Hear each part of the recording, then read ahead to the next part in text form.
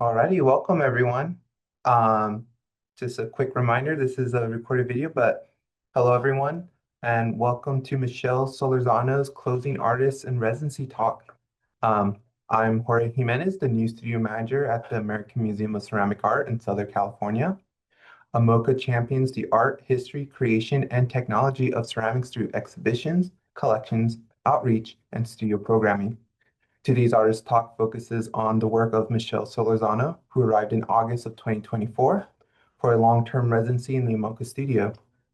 America's AMOCA's Artist in Residency program, established in 2012, is one of the few long-term fellowship opportunities for ceramic artists on the West Coast.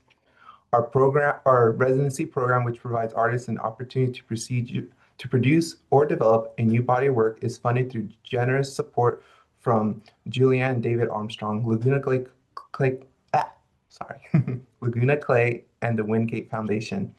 The next call for residency applications will be in January 2026. Today, Michelle will be sharing some of her recent work as well as talk about her future plans as she winds up her first time as artist in residence at AMOCA. Now I'm excited to tell you a little bit about Michelle.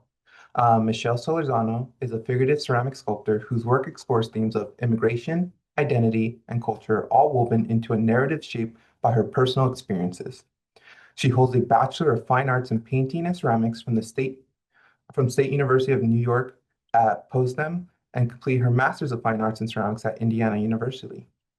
Originally from Santo Domingo, Dominican Republic, Michelle relocated to New York with her family when she was 15.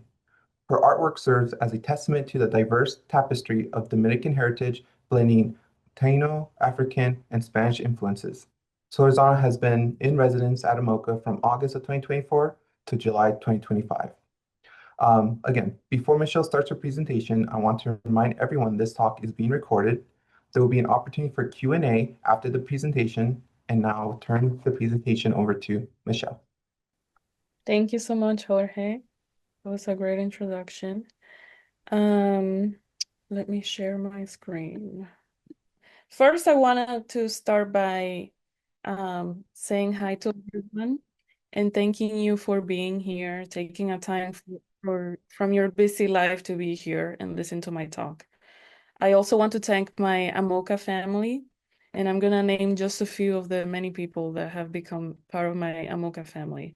Thank you to Beth, Nathan, Justin, Aida, Pam, Jennifer, Chinelo, Genevieve, Jorge, David, Armstrong, rest in peace, Reniel, Stephanie, Yoon, and many, many more people from AMOCA. Thank you so much for welcoming me with open arms into this space and for supporting me throughout this journey.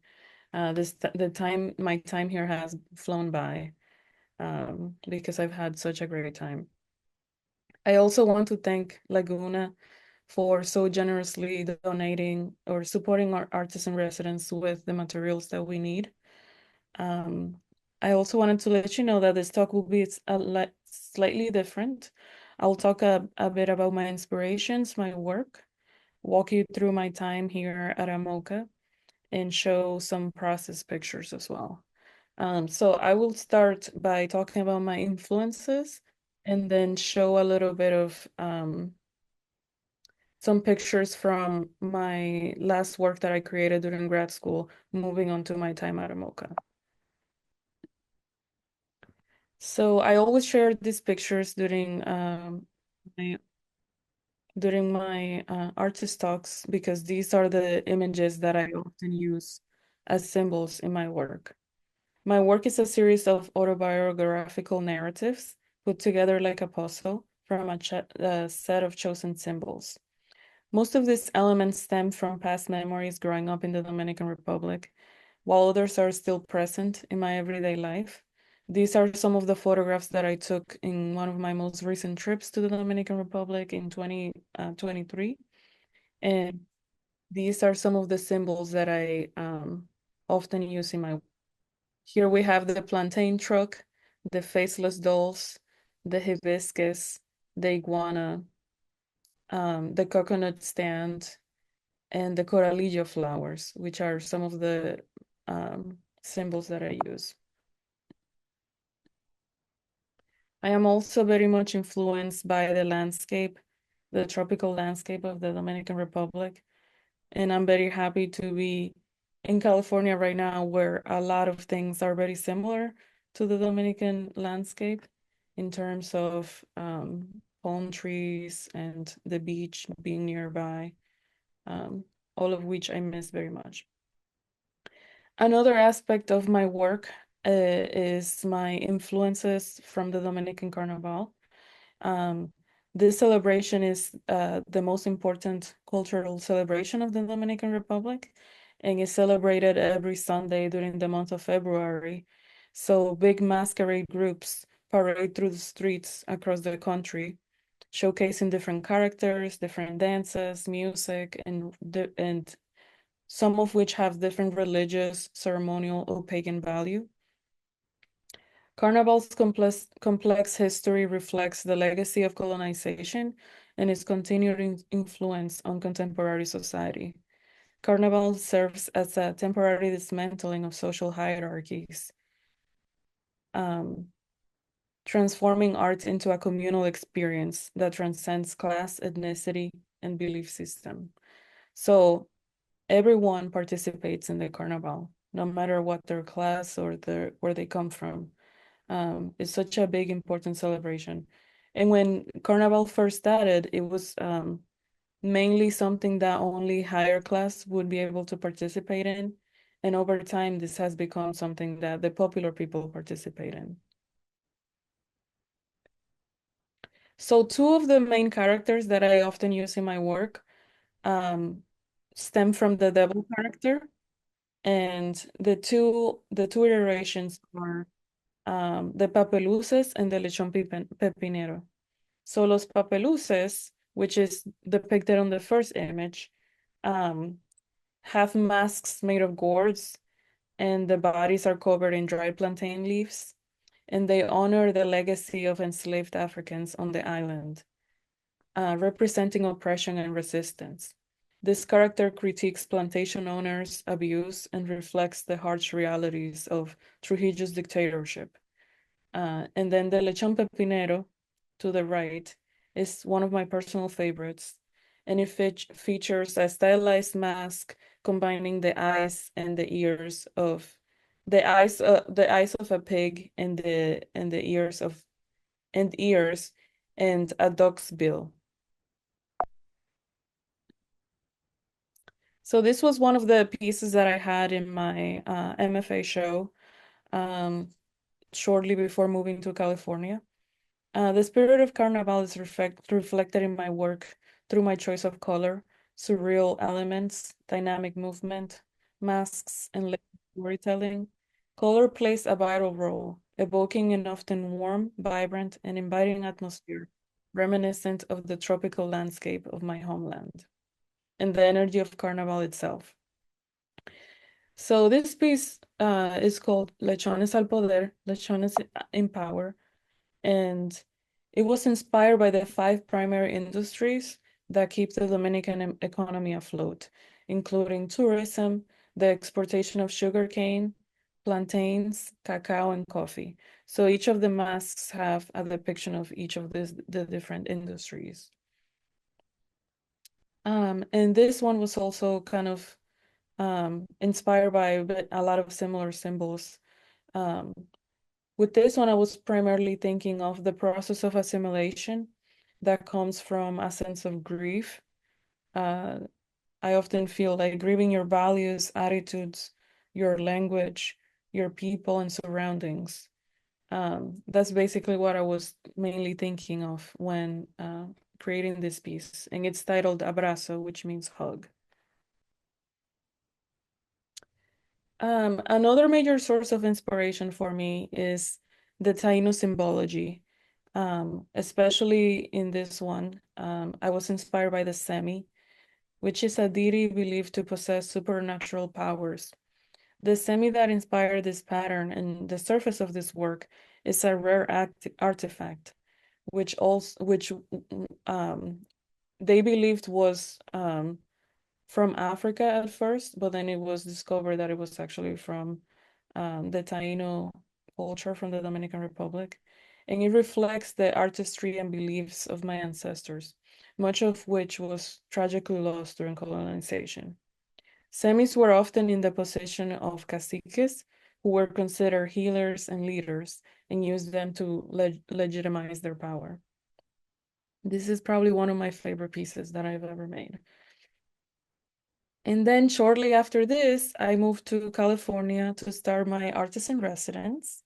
This was August of last year, and I moved here with my mom helped me move here, driving from Indiana, where I was going to grad school, in my 2013 CRB, and I mentioned that for a reason. So this was one of the first pieces that I made when I got here, and it was inspired by I was instantly inspired by all the palm trees around LA, especially because I loved seeing these like skirts that fall from the palm trees, which is not as common in the Dominican Republic to see such a full kind of skirt underneath the leaves of the palm tree. And it just reminded me of the costumes in Carnival, how all these skirts and elaborate costumes that have a lot of repetition and movement. Um, Also, the palm trees themselves I see as a symbol of resilience and flexibility, which remind me of immigrants, like myself. Because even after a powerful storm, palm trees always remain, even if they move around and with the wind, they don't break easily. And that's something that I always think of when I see palm trees.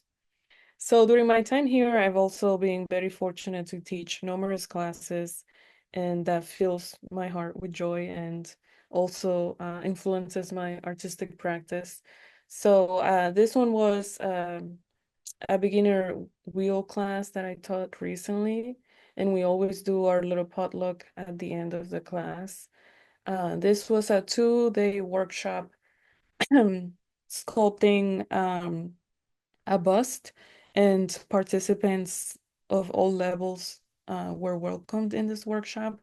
It was truly very inspiring to see people that had never worked with the human form or that had never worked with hand building before make a bust in 2 days. That was very impressive. Um, and these are some of my students from my continuing hand building class, which I have done multiple times and will start again tomorrow, actually. And this was a workshop that I just taught this past weekend. It's a youth workshop, and we were focusing on making animal heads. And we had a lot of fun making these animal heads. Um, so I have continued my research of Dominican Carnival and the Taino culture, drawing from their aesthetic, symbology, and intentions. The picture to the left is a little girl as a pintao, which is one of the characters from Carnival from the south of the country. That's where my mom is from, in which people paint their whole bodies in contrasting paint splatters uh, and neck pieces, and wear neck pieces made from organic materials like bones and teeth.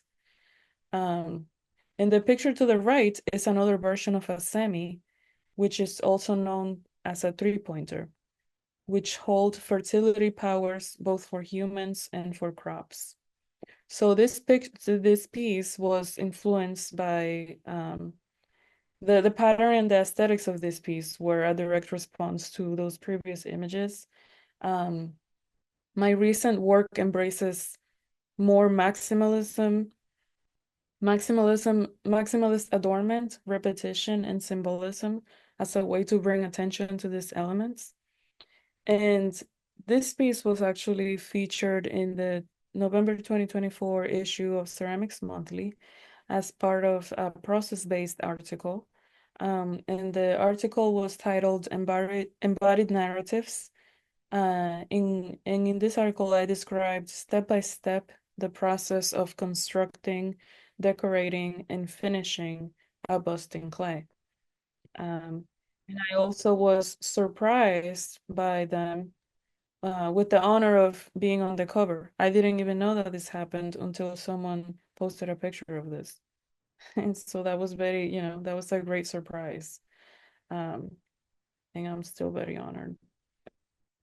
So Stephanie, Raniel, and myself were offered the opportunity to show our work at AMOCA, the American Museum of Ceramic Arts, as the three current artists in residence. Stephanie is no longer in the program. She already finished. We now have Yoon, but during this time we were the three current artists in residence.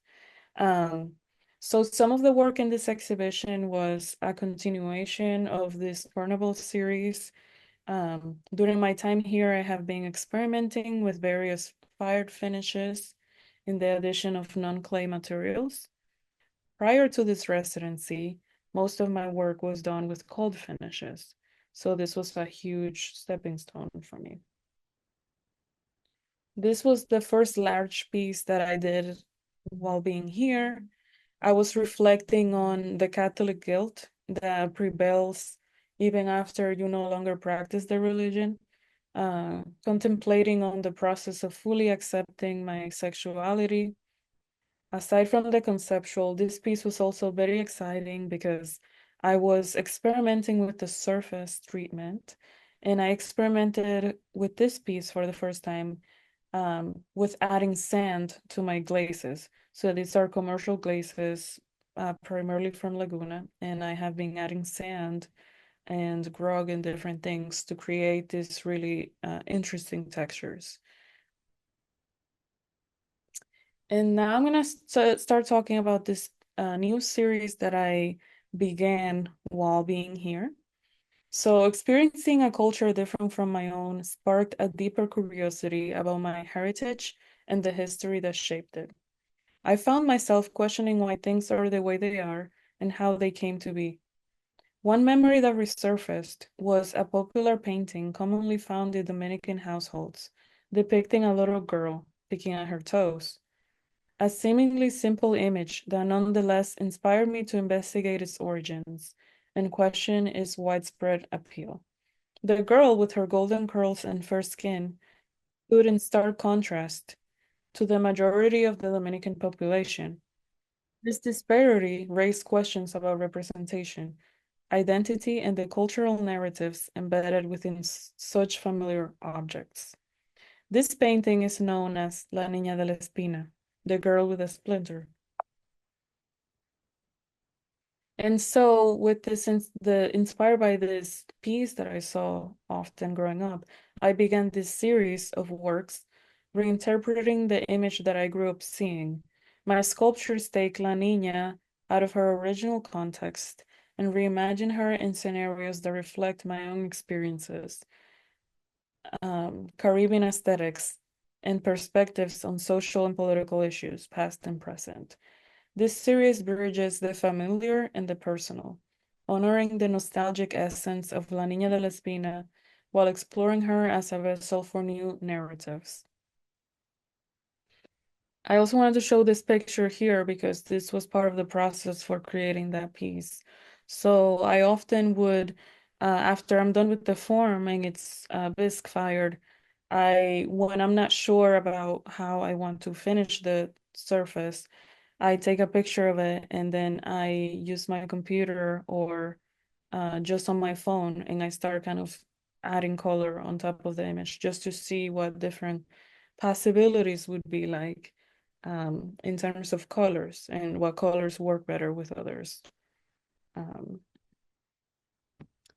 this is another piece which also was very exciting because in this one I made my own hammock, which I never, I had never made a hammock before, but I kind of just was very, I really wanted the piece to be hanging off of a hammock. And so I wanted to explore that way of showcasing this piece, which was very different and new for me. There are multiple theories about its origins of La Niña de la Espina and its significance.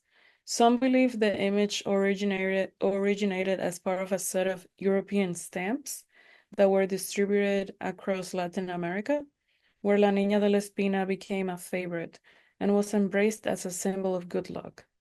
Others suggest that it began as a lithograph of a girl with blue bows set against a muted background, inspired by Espinario, the Hellenistic bronze sculpture of a boy removing a splinter from his foot. And then in this one, I have La Niña de la Yuca. So I basically kind of changed the names depending on the symbology that I was showcasing. So in this one, she's called La Niña en Llamas, so the girl in flames. And this one is the girl of the Casaba? Is that what you said, Yuca? Yeah. Um, so through my research, I discovered that La Niña de la Espina is cherished not only in the Dominican Republic, but all over Latin America. In some places, like Costa Rica, she is known as La Nincuenta, and even appears as a small three-dimensional sculpture kept in homes. And in some communities, she's even venerated as a saint. So this is a picture with the show also showcasing the painted mural in the background, and some of the sculptures in conversation with the mural. Um, I really wanted the sculptures to have kind of like a setting so that you imagine them in a specific place rather than on a white wall. So I painted this mural that I just kind of sketched on my computer first, and then I painted it onto this wall. This mural is just a combination, mix match of a lot of different symbols that I'm inspired by, and that have influence in the Carnaval, the Taino culture, and our and then also the colonialism in the Dominican Republic, especially something that you can see in the architecture that's all over the Dominican Republic. And here are some other close-ups of that mural.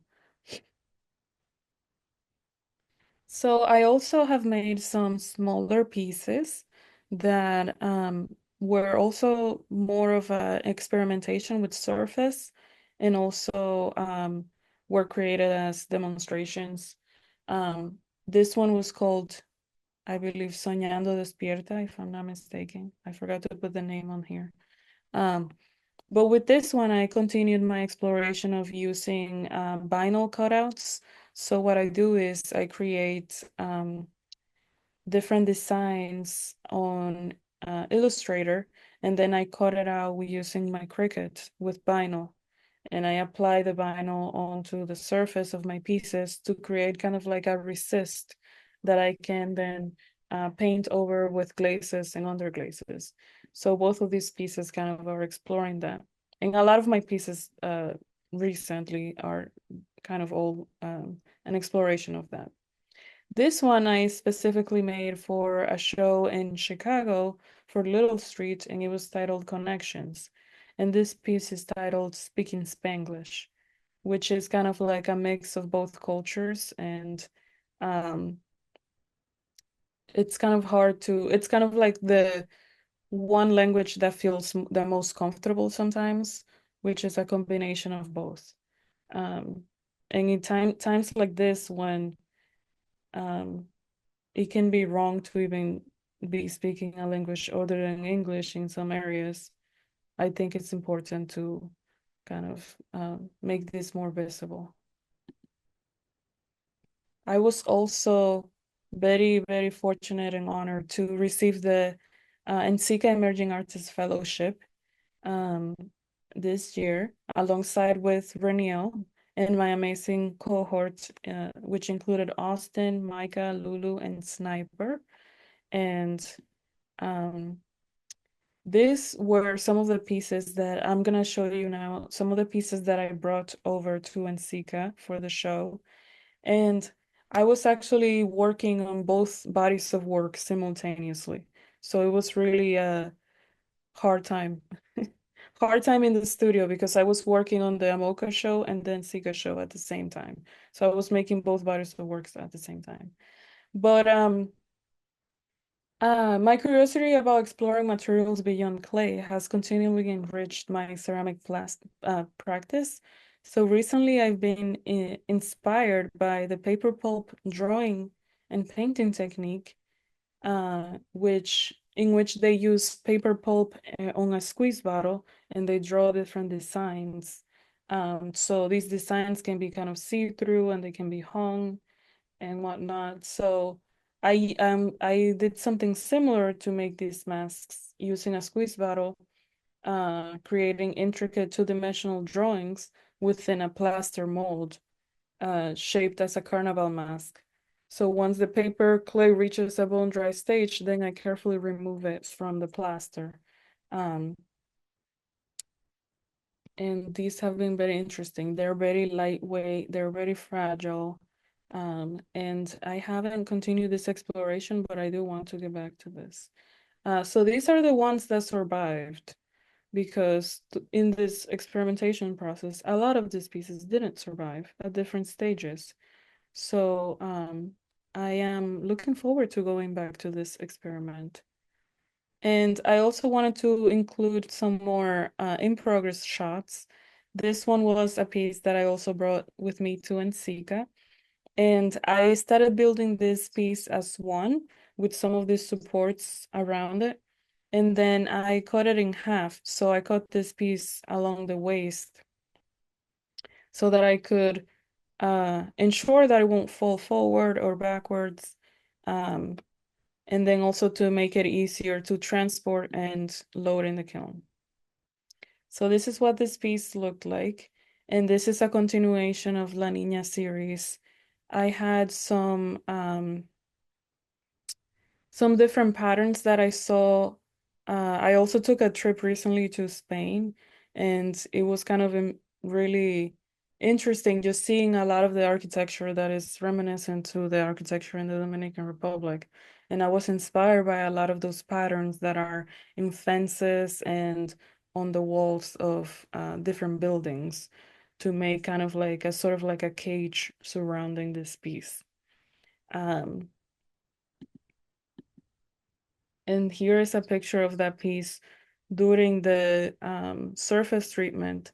You can see I often use a lot of taping to block out different areas.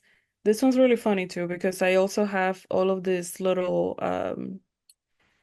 what are they called? Like the bamboo sticks, to avoid clogging all of the little holes that the girl has on her hair, because the glaze that I'm using is extremely thick and it has sand, so it clogs all of those little holes. And in those holes is where I put the flowers after firing. So I have all of those to avoid clogging those. Um, this is another piece from that series that I enjoyed making, and this one are both kind of in similar scale. And with these, I'm combining my Carnival inspirations too with the La Niña series. A lot of these have to do with kind of like some of the ideas that I wrestle in my present life with, in terms of belonging, in terms of assimilation, in terms of being an immigrant in times like this, um, and kind of like battling between two cultures, and kind of not wanting to lose myself in the process of assimilating. And here are some more pictures of the process of these babies. I call them all my babies.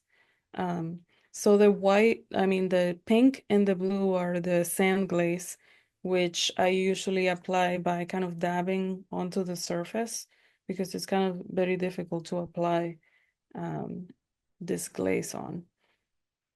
Um, and this one was titled La Niña y las Iguanas. And so growing up, where my mom is from the south, uh, there's a park that is filled with iguanas. And there's actually iguanas just everywhere, just like running around the street. It's like very common for these iguanas to be everywhere. And I was kind of terrified of these iguanas growing up. And even though I'm terrified, I also have a fascination for these iguanas, of sculpting iguanas. I cannot stop sculpting iguanas now. It just has become a thing. Um, and so I made this piece kind of like with everything that's going on in the world, everything that's gone wrong, and all of the insecurities and all of the things that are happening, this piece was inspired by that. Me kind of wanting to run away from all of these issues that are happening. Um, and then all of the iguanas have little masks on their faces too, similar to the masks in the carnival. I also wanted to bring back some pictures of my AMOCA family, and not everyone is pictured here. But truly, I couldn't have, done any of this, not the AMOCA show, not the NSICA thing, nothing, without, the constant help, packing this work, loading it into the kiln, anything. I was so lucky to have so much support during my time here, and I'm very grateful. These are some of the recent pieces that I'm working on, and I recently went to the Viola Frey exhibition at the Pit LA, and it really did something in me. It inspired me to make some pieces that were larger than life, of course. And I had been wanting to do this, and for some reason I wasn't getting there. Um, but these pieces were very challenging, not because of the scale, but because of the type of clay that I decided to use. That was kind of a mistake. So I fell in love with this black, it's called Azabache black clay from Laguna. And I love its texture and I love its color. And so I fell in love with this clay because of that. But it doesn't have the qualities to construct large, basically, because it doesn't have a lot of grog. But somehow I made this piece, and then I decided to make this piece, which was even larger, with the same clay. I didn't learn from my mistake, and I just went ahead and made another one. Um, so this piece does have some cracks that I'm gonna have to deal with. Um, but I am still very happy with it. I absolutely love the color of how this turned out. I don't have pictures of the piece, but it's already done. But I haven't taken pictures.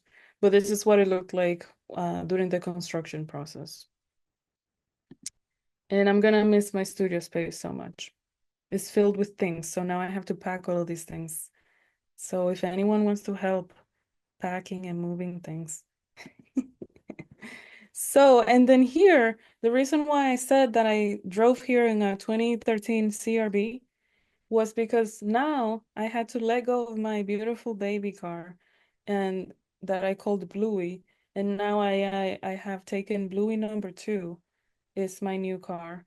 And because, it was kind of dying on me. So it was time. But I wanted to honor her and put her on here on the presentation. So what I have coming up, I have 4 workshops coming up, 3 of them in person and 1 online. So in person, I have a workshop titled Face It. It's in GB Clay House in Pasadena, August 9th and 10th. And then I have another one with them again in October 4th and 5th. And that one's going to be creating a full figure and titled Playful Figures. I also have another workshop in August in Marin Mocha, so in the Bay Area. If anyone is nearby, you can come. It's titled Clay Heads, and we're going to focus on sculpting a head. That's on August 16th and 17th. And then I have an online workshop with Pocosing Arts titled Eyes, Nose, Mouth, and Ears, October 11th and 18th, and that's online. So if you're interested in any of these, feel free to reach out to me. Here's my website, my Instagram, and my email. And then also, so basically, what I'm doing next is I'm going to continue teaching and I am going to stay in LA. I'm not leaving. I fell in love with LA and I fell in love, period. So I'm staying in LA, and I'm going to be teaching part-time at Cal Poly Pomona ceramics, and I'll also be teaching ceramics at AMOCA, and I'll be doing all of these workshops and making my work, being an artist. That's what I'm doing next. Thank you, Michelle. Thank you so much. Now we have some time for some questions. So If you have any questions, please ch write them down in the chat and I can read them out loud. Or you could use the raise your hand emoji and we could call you so you could verbally ask your question. So feel free. But I'll start off because I actually have a question for you, Michelle. Because I was just, it looks like a lot of your work are stand and load objects and figures, but I like the small interactions that happen with the currently in residence show, like with the hammock and the two trees, where Hmm. it's pinned to the two trees on the painting. And I was just wondering, like, how much do you allow yourself to play like that with installations, or are those always like you come up with them on the spot? Because I feel like most of your pieces are objects, with their own story to tell, but how often do you think about them having relations with each other or the space? Yeah, so I definitely want to incorporate a lot more either found objects or other materials. Definitely textiles is something that I'm drawn to. My grandmother used to be a clothes maker. So I've never met her because she passed before I was born, but I always had that kind of connection to her. And I've always wanted to kind of delve into textiles. So that's something that I want to try to incorporate more, which I did a little bit with the hammock. But to answer your questions, um, I just kind of come up with the whole idea first and not necessarily what each element is going to be made of. I just kind of think of, I'm picturing this scene of this thing that I need to make. And then I try to come up with solutions for all of the elements that I want included, if that makes sense. Yeah, thank you. All right, we have a question from Stephanie. What advice do you have for someone going to grad school soon for an MFA? I would say I think my first semester, I was very scared in grad school. And I would say my advice to you is to don't be scared. You're there to learn and to experiment. Really, just like take advantage of the time that you have and experiment as much as you can. Especially your first year. I don't remember how long your program is, but especially your first year should be all about experimentation. So don't be afraid to fail. I had a lot of failures especially my first semester. I had a piece that fell on top of me. Um, and it was like because I was building larger and I was doing things that I hadn't done before, so I was experimenting. And because of that, I'm able to build the way that I'm able to build now. So I think just definitely experiment. Don't be afraid to experiment. Thank you. All right. Anyone else have a question? Feel free to ask or type in the chat. Um, but if I'm going to swoop in again, if no one does, because I do have another one. Uh, Obviously, like you mentioned, you started teaching, taught a few classes here at AMOCA. You're about to teach some more workshops and teach at a university soon. What are you hoping to get out of that in terms of how you may think it will reflect back to your artist practice, being more of a teacher and instructor, and how you think that could kind of push your practice? Yeah. I mean, yeah, I think my teaching and my art practice go hand in hand because I learned so much from my students. It kind of even makes me more curious about what I'm doing and about my own medium is by seeing how other people interact with it, how they try to problem solve different ways. That kind of influences the way that I look at my own work too. So I'm constantly inspired by my students. Thanks. Um, Renio asked, what are you going to miss most about Pomona? I'm going to miss the studio. I'm going to miss the clay community uh, at AMOCA. The all of the people that continuously bring me snacks. That's very special. That's the way to someone's heart, bring them snacks, and to worry about if I ate or not.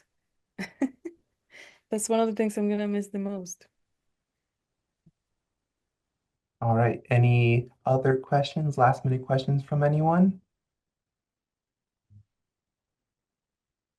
Do you have any final comments, Michelle? I see a Oh, wait, oh, question. someone. Oh, awesome. Yeah. So Kara, who is a high school ceramics teacher, um, Mhm. how do you balance? Oh, that's great. Yeah. So how do you find yourself balancing both the teaching and working on your own work? It's extremely difficult, especially if you're working full time. So, anytime you can make for yourself, for your own practice, is amazing. So before grad school, I was working as an elementary art teacher.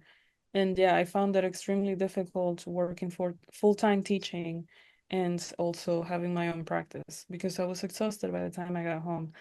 But I think in the future, if I were in that position again, I would try my best to establish strong boundaries of, after a certain time, I am now working on making lessons or, grading or whatever it is you need to do when you get home.